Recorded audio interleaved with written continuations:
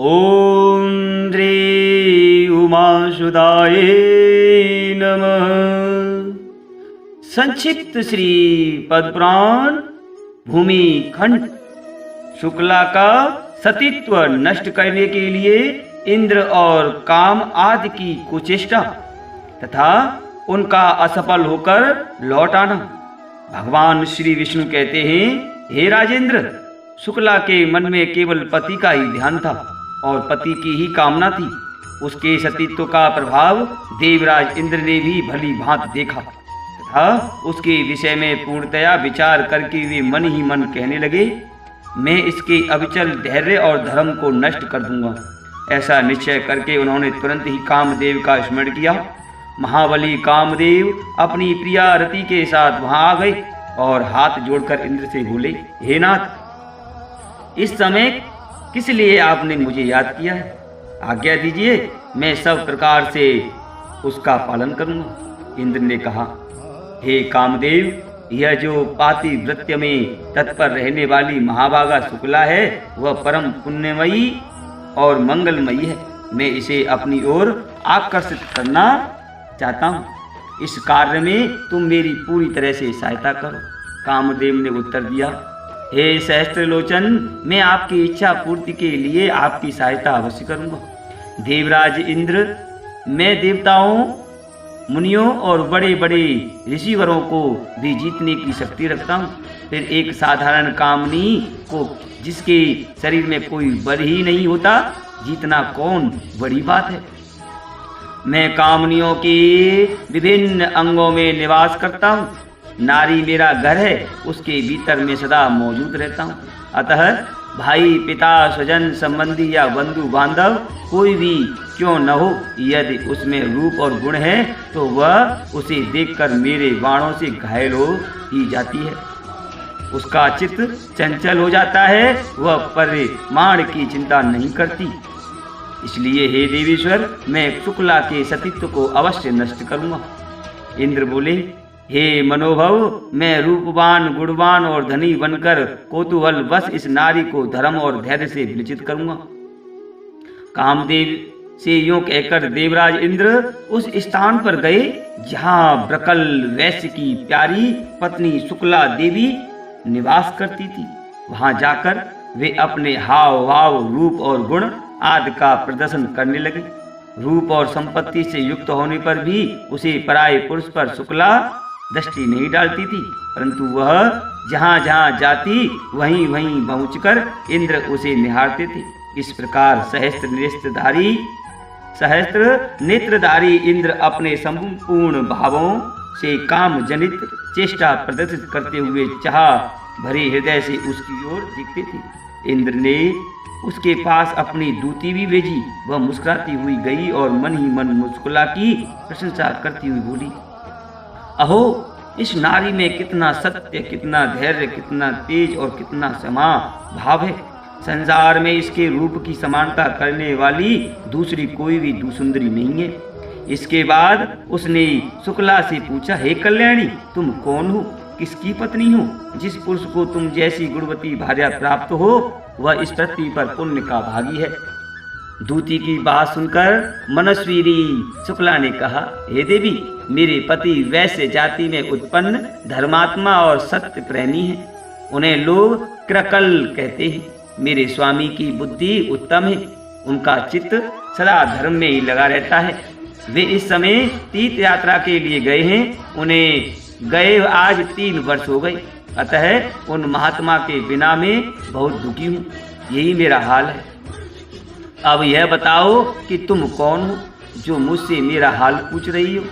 शुक्ला का कथन सुनकर दूती ने पुनः इस प्रकार कहना आरंभ किया, हे सुंदरी, तुम्हारे स्वामी बड़े निर्दयी हैं। जो तुम्हें अकेली छोड़कर चले गए वे अपनी प्रिय पत्नी के घातक जान पड़ते हैं।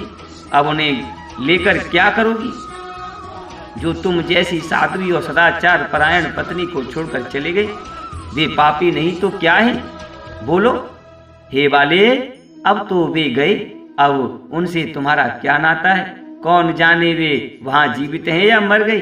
जीते भी हों तो उनसे तुम्हें क्या लेना? तुम व्यर्थ ही इतना खेद करती हो। इस सोने जैसे शरीर को क्यों नष्ट करती हो? मनुष्य बचपन में खेल कूद के सिवा और किसी का सुख अनुभव नहीं करता। बुढ़ापा आने पर जब जरा अवस्था शरीर को जीर्ण बना देती है, तब दुख ही दुख उठाना रह जाता है। इसलिए हे सुंदरी, जब तक जवानी है तभी तक संसार के संपूर्ण सुख और भोग लो। मनुष्य जब तक जवान रहता है तभी तक वह भोग भोगता है।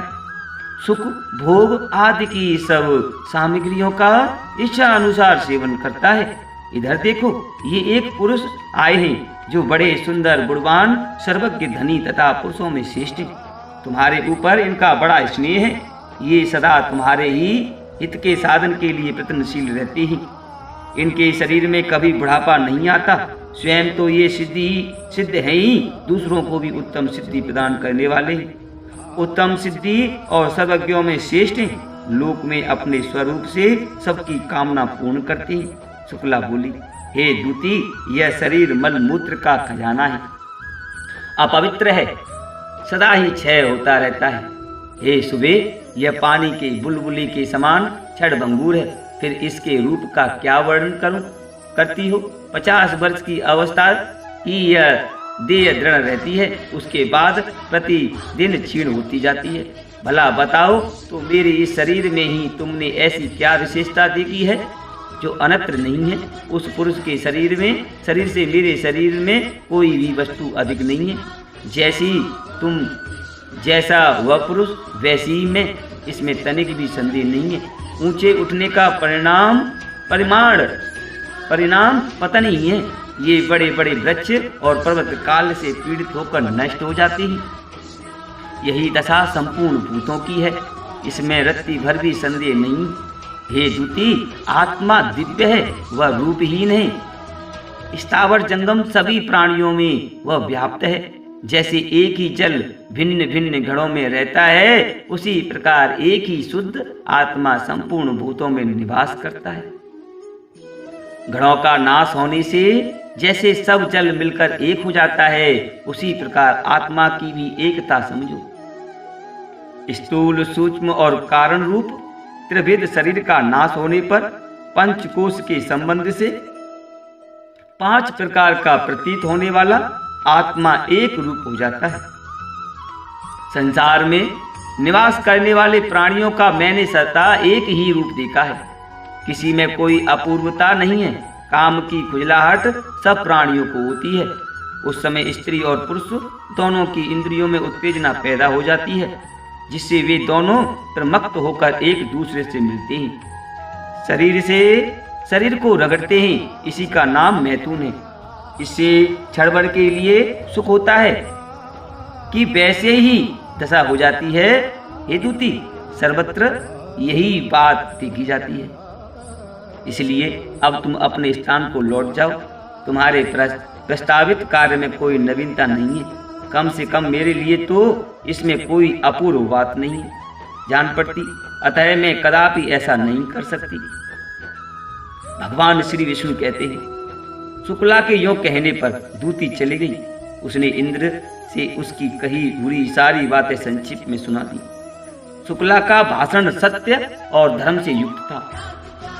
उसके साहस, धैर्य और ज्ञान की आलोचना करके इंद्र मन ही मन सोचने लगे, इस पृथ्वी पर दूसरी कोई स्त्री ऐसी नहीं है जो इस तरह की बात कह सके। इसका वचन योग स्वरूप, निश्चयात्मक तथा ज्ञान रूपी जल से प्रक्षालित है। इसमें संदेह नहीं कि यह महाभागा शुक्ला परम पवित्र और सत्य स्वरूपा है। यह समस्त त्रिलोकी को धारण करने में समर्थ है। यह विचार कर इंद्र ने कामदेव से कहा, अब मैं तुम्हारे साथ कृकल पत्नी शुक्ला को देखने चलूंगा। कामदेव को अपने बल पर बड़ा घमंड था। वह जोश में आकर इंद्र से बोला, हे देवराज इंद्र, जहाँ वह पतिव्रता रहती है उस स्थान पर चलिए। मैं अभी चलकर उसके ज्ञान, वीर, बल, धैर्य, सत्य और पातिव्रत को नष्ट कर डालूंगा। उसकी क्या शक्ति है जो मेरे सामने टिक सके? कामदेव की बात सुनकर इंद्र ने कहा, हे कामे, मैं जानता हूं यह पतिव्रता तुमसे परास्त होने वाली नहीं है। यह अपने धर्ममय पराक्रम से सुरक्षित है। इसका भाव बहुत सच्चा है। यह नाना प्रकार के पुण्य किया करती है, फिर भी मैं यहाँ से चलकर तुम्हारे तेज बल और भयंकर पराक्रम को देखूंगा। यह कहकर इंद्र धनुर्धर वीर कामदेव के साथ चले। उसके साथ काम की पत्नी रति और दूती भी थी। वह परम पुण्यमयी पतिव्रता अपने घर के द्वार पर अकेली बैठी थी और केवल पति के ध्यान में तन्मय हो रही थी। वह प्राणों को बस में करके स्वामी का चिंतन करती हुई विकल्प शून्य हो गई थी। कोई भी पुरुष उसकी स्थिति की कल्पना नहीं कर सकता था। उस समय इंद्र अनुपम तेज और सौंदर्य से युक्त, विलास तथा हाव भाव से सुशोभित अत्यंत अद्भुत रूप धारण करके शुक्ला के सामने प्रकट हुए।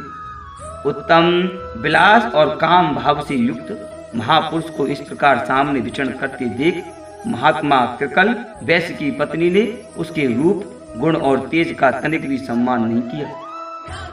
जैसे कमल के पत्ते पर छोड़ा हुआ जल उस पत्ते को छोड़कर दूर चला जाता है, उसमें ठहरता नहीं, उसी प्रकार वह सती भी उस पुरुष की ओर आकृष्ट नहीं हुई।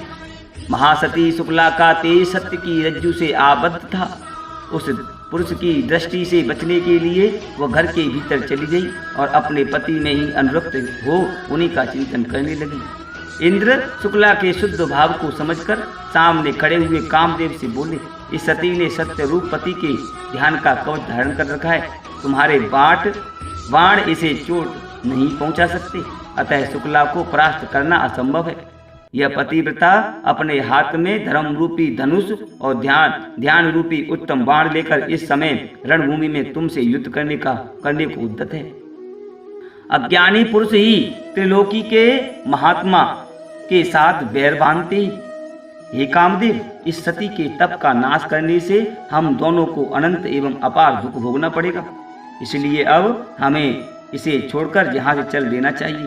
तुम जानते हो, पहले एक बार मैं सती के साथ समागम करने का पापमय परिणाम असह्य दुख भोग चुका हूँ।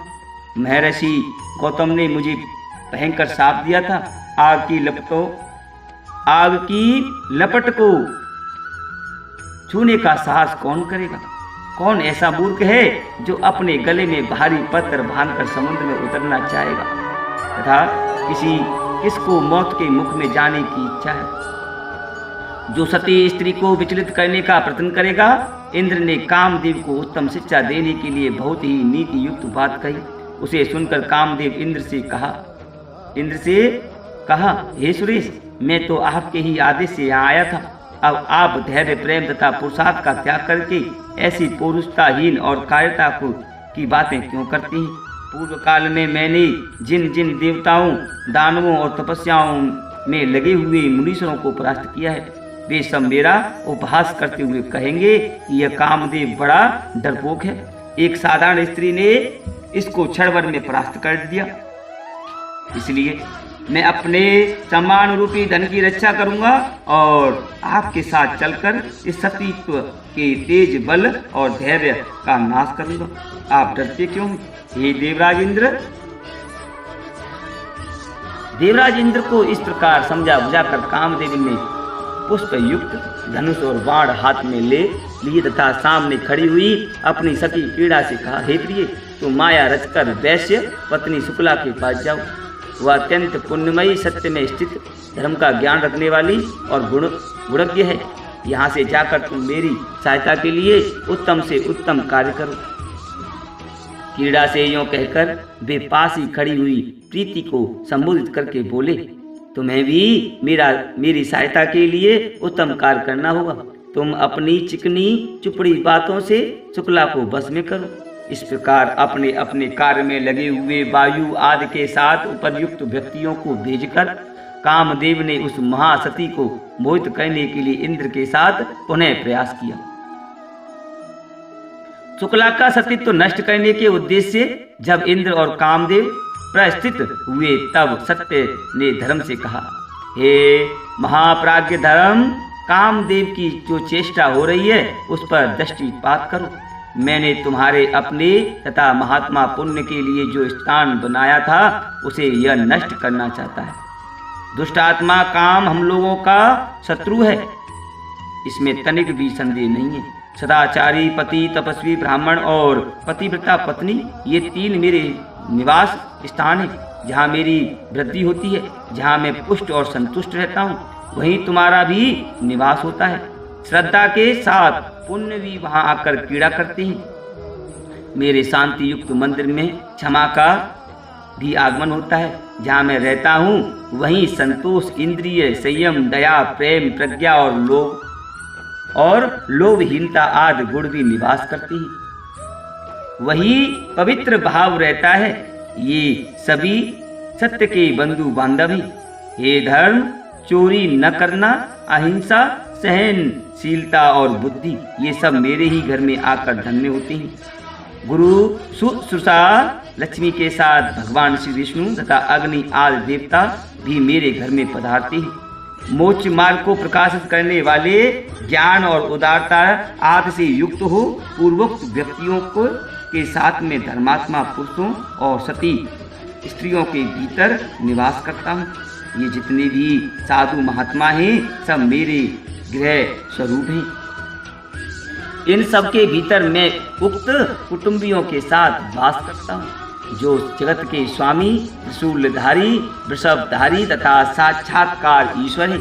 वे कल्याणमय भगवान शिव भी मेरे निवास स्थान है।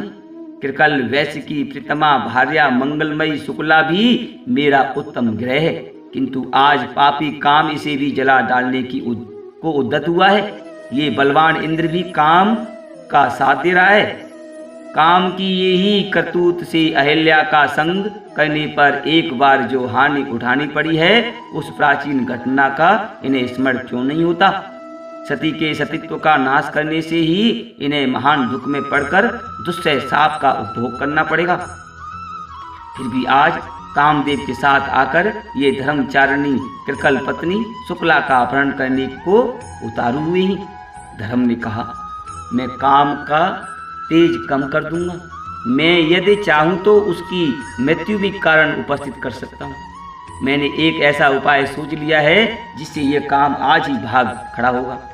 यह महाप्रज्ञा पक्षिणी का रूप धारण करके शुक्ला के घर जाए और अपने मंगलमय शब्द से उसको स्वामी के शुभागमन की सूचना दे। धर्म के भेजने से प्रज्ञा शुक्ला के घर में गई और वहां मंगलजनक शब्द का उच्चारण किया।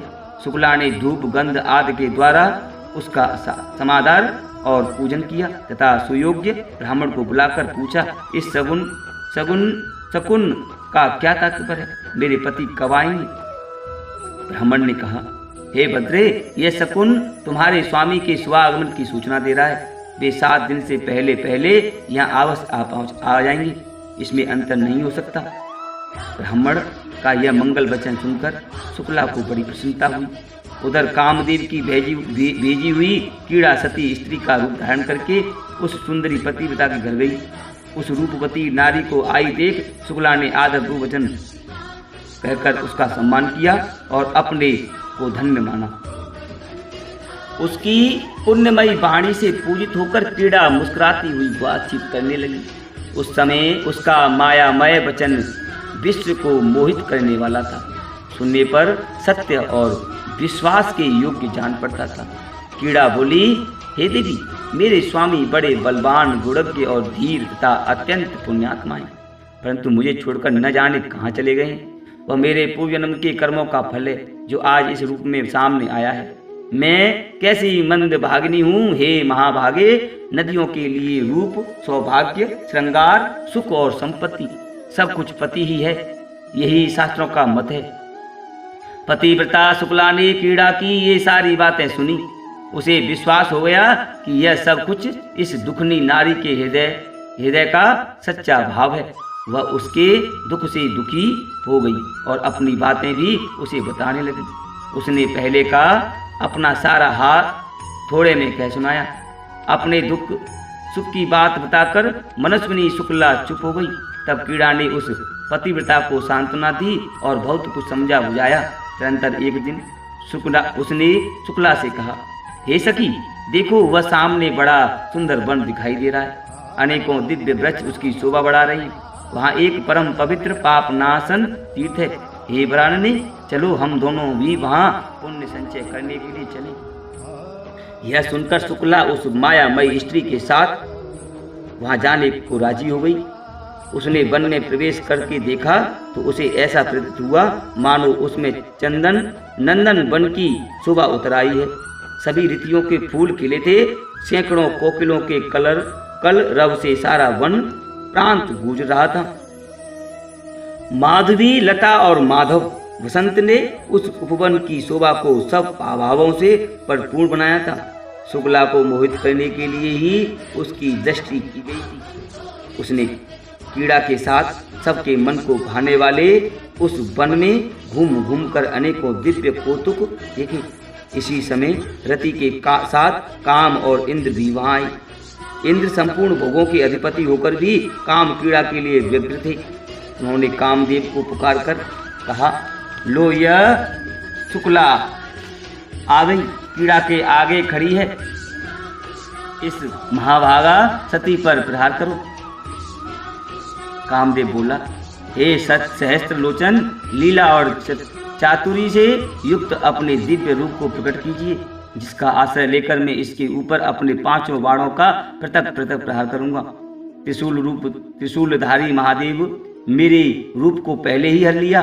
मेरा शरीर है ही नहीं। जब मैं किसी नारी को अपने बाणों का निशाना बनाना चाहता हूँ, उस समय पुरुष शरीर का आश्रय लेकर अपने रूप को प्रकट करता हूँ। इसी तरह पुरुष पर प्रहार करने के लिए मैं नारी देह का आश्रय लेता हूँ। पुरुष जब पहले किसी सुंदरी नारी को देखकर बारंबार उसी का चिंतन करने लगता है, तब मैं चुपके से उसके भीतर घुसकर उसे उन्मत्त बना देता हूँ। स्मरण चिंतन से मेरा प्रादुर्भाव होता है, इसलिए मेरा नाम स्मर हो गया है। आज मैं आपके रूप का आश्रय लेकर इस नारी को अपनी इच्छा के अनुसार नचाऊंगा। यूं कहकर कामदेव इंद्र के शरीर में घुस गए और पुण्यमयी कृकल पत्नी सती शुक्ला को घायल करने के लिए हाथ में बाण ले उत्कंठा पूर्वक अवसर की प्रतीक्षा करने लगा। वह उसके नेत्रों को ही लक्ष्य बनाए बैठा था। भगवान श्री विष्णु कहते हैं, हे राजन, क्रीड़ा की प्रेरणा से उस सुंदर वन में गई हुई वैश्य पत्नी शुक्ला ने पूछा, हे सती, यह मनोरम दिव्य वन किसका है? कीड़ा बोली, यह स्वभाव सिद्ध दिव्य गुणों से युक्त सारा वन कामदेव का है। तुम भली भांति इसका निरीक्षण करो। दुरात्मा काम की यह चेष्टा देखकर सुंदरी शुक्ला ने वायु के द्वारा लाई हुई वहां के फूलों की सुगंध को नहीं ग्रहण किया। उस सती ने वहां के सरसों का भी आस्वादन नहीं किया। यह देख कामदेव का मित्र वसंत बहुत लज्जित हुआ। तत्पश्चात कामदेव की पत्नी रति प्रीति को साथ लेकर आई और शुक्ला से हंसकर बोली, हे बद्री, तुम्हारा कल्याण हो, मैं तुम्हारा स्वागत करती हूँ। तुम रति और प्रीति के साथ यहाँ रमण करो। शुक्ला ने कहा, जहाँ मेरे स्वामी हैं वहीं मैं भी हूँ। मैं सदा पति के साथ रहती हूँ। मेरा काम, मेरी प्रीति सब वहीं है। यह शरीर तो निराश्रय है, छाया मात्र है। यह सुनकर रति और प्रीति दोनों लज्जित हो गई तथा महाबली काम के पास जाकर बोली, हे महाप्राज्ञ, अब आप अपना पुरुषार्थ छोड़ दीजिए। इस नारी को जीतना कठिन है। यह महाभागा पतिव्रता सदैव अपने पति की कामना करती रहती है। कामदेव ने कहा, हे देवी, जब यह इंद्र के रूप को देखेगी उस समय मैं अवश्य इसे घायल करूंगा। तदनंतर देवराज इंद्र परम सुंदर दिव्य वेश धारण किए रति के पीछे पीछे चले। उनकी गति में अत्यंत ललित विलास दृष्टि गोचर होता था। सब प्रकार के आभूषण उनकी शोभा बढ़ा रहे थे। दिव्य माला, दिव्य वस्त्र और दिव्य गंध से सुसज्जित हो वे पतिव्रता शुक्ला के पास आए और उससे इस प्रकार बोले, हे बद्रे, मैंने पहले तुम्हारे सामने दूती भेजी थी, फिर प्रीति को रवाना किया। मेरी प्रार्थना क्यों नहीं मानती? मैं स्वयं तुम्हारे पास आया हूँ, मुझे स्वीकार कर। शुक्ला बोली, मेरे स्वामी के महात्मा पुत्र सत्य, धर्म आदि मेरी रक्षा कर रहे हैं। मुझे किसी का भय नहीं है। अनेक सूरवीर पुरुष सर्वत्र मेरी रक्षा के लिए उद्यत रहते हैं। जब तक मेरे नेत्र खुले रहते हैं तब तक मैं निरंतर पति के ही कार्य में लगी रहती हूँ। आप कौन हैं जो मृत्यु का भी भय छोड़कर मेरे पास आए? इंद्र ने कहा, तुमने अपने स्वामी के जिन सूरवीर पुत्रों की चर्चा की है वह मेरे सामने प्रकट करो, मैं कैसे उन्हें देख सकूंगा? शुक्ला बोली, इंद्रिय संयम के विभिन्न गुणों द्वारा उत्तम धर्म सदा मेरी रक्षा करता है। वह देखो, शांति और क्षमा के साथ सत्य मेरे सामने उपस्थित है। महाबली सत्य बड़ा यशस्वी है, यह कभी मेरा त्याग नहीं करता। इस प्रकार सत्य और रक्षक सदा मेरी देख भाल किया करते हैं। फिर क्यों आप बलपूर्वक मुझे प्राप्त करना चाहते हैं? आप कौन हैं जो निडर होकर दूती के साथ यहाँ आए?